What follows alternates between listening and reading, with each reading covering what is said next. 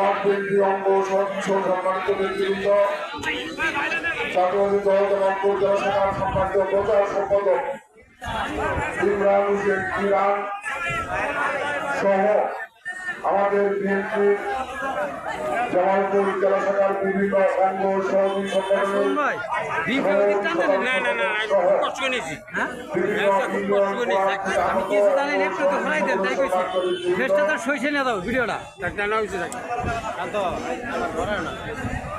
আমার আবার ধরাই দিও না না না বুড়া মানুষ কিছু বুঝছে না বুঝছি একটু ওই সাইডটা নিলে ফেসটা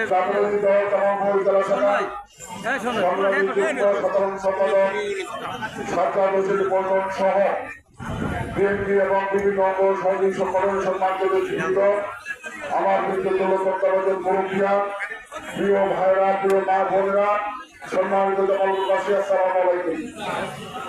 দীর্ঘ বক্তৃতায় যাব না। গতকালকে আপনাদের উদ্দেশ্যে দলের যে দিক নির্দেশনা সেই দিক নির্দেশনা অনুযায়ী বক্তব্য রেখেছি। দীর্ঘ 17 বছর সংগ্রাম করেছে আওয়ামী দুঃশাসনের খুব ডাকাত স্বৈরাচার লোকেরা সন্ত্রাসী খুনি শেখ হাসিনার সরকারের পতনের দাবিতে এই 17 বছর সংগ্রাম করতে গিয়ে আমরা আমাদের অনেক ভাই বোন বন্ধুকে হারিয়েছি, যারা সরকারের পেটুয়া বাহিনী এবং সরকার দলীয় সন্ত্রাসী বাহিনীর কাছে হত্যা গুম খুনের শিকার হয়েছে। এই 17 বছরে বিএনপি অসংখ্য নেতা কর্মী নির্যাতন তারা ভোগ করেছে। আজকেও জমা করে আমাদের প্রায় 20 জন নেতা কর্মী জামিনে মুক্ত হয়েছে।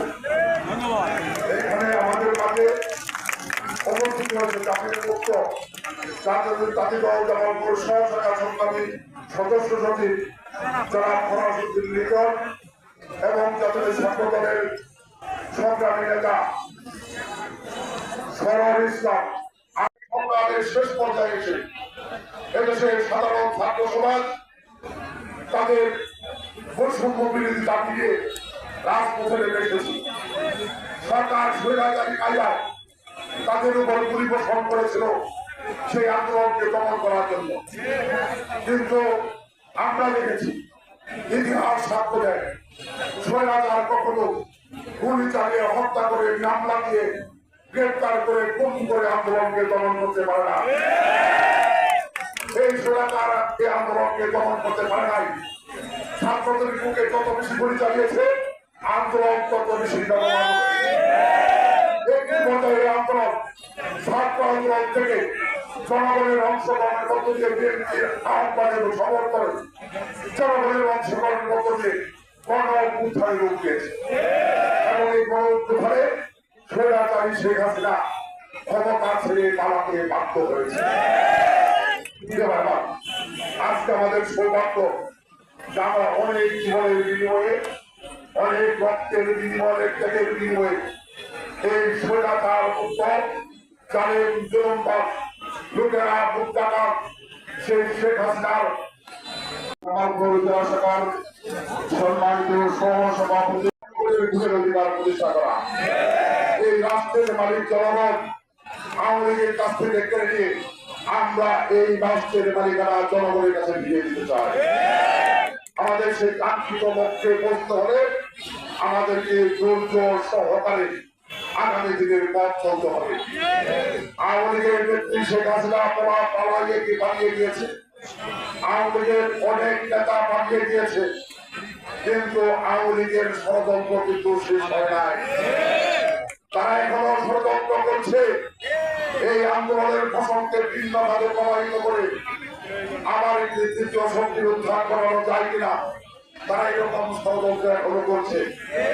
আমাদেরকে সেই ষড়যন্ত্রের ভাবে পা দেওয়া যাবে না। বিএনপির নেতা কর্মীদেরকে দায়িত্ব নিয়ে এই বাংলাদেশে এই কামাল করে সুস্থ সুন্দর পরিবেশ বজায় থেকে আমাদেরকে আগামী দিনের নির্বাচন বাংলাদেশের মানুষকে উপহার দিতে হবে।